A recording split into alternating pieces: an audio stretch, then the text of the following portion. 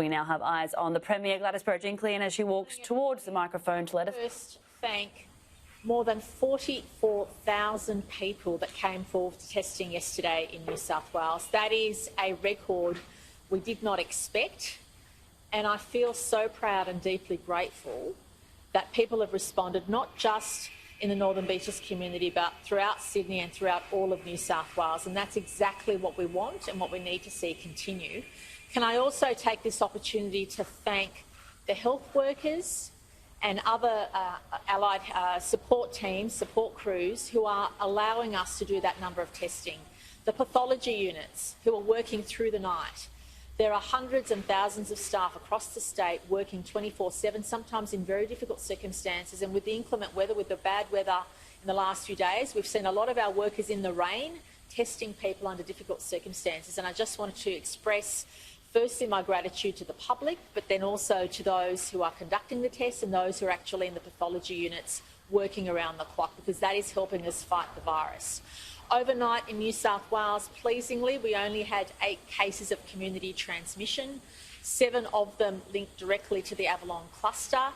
The 8th one being, it could actually be an overseas acquired case. It was a transport nurse, someone who worked in transporting patients in quarantine, a nurse, and Dr. Chant will provide any further information about that. So in fact, the 8th case could very much turn out to be an overseas acquired case, but Dr. Chant will provide us with a bit more detail around that. But of course, what remains our concern is that even though the case numbers are relatively low compared to what we've experienced in previous days, the number of venues that are impacted, it grows.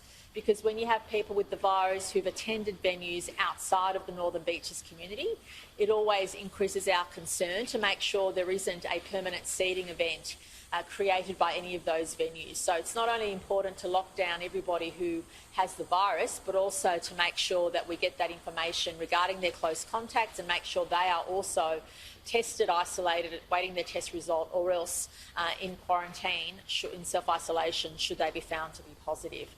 So my message to the community today is thank you so much for your efforts to date. New South Wales is really pulling together to get through this stage of the pandemic. I want to thank everybody for their patience, and I also want us to turn our mind and our attention to people who know they'll be in quarantine in self-isolation over Christmas, because if you've been diagnosed and you're positive or you're a close contact, depending on your circumstances, you may very well be in isolation over the Christmas period. And I just wanted to say that we are thinking of you and thanking you, because you being safe and protecting you and your loved ones is also helping all of us in the state of New South Wales. As I've said previously, we'll be looking to make a decision tomorrow based on what we understand and know during the day. We'll be making an announcement tomorrow on what the future of the situation on the Northern Beaches, Greater Sydney, will be. At this stage, there's no reason for us at all to consider any changes to what's happening in regional communities.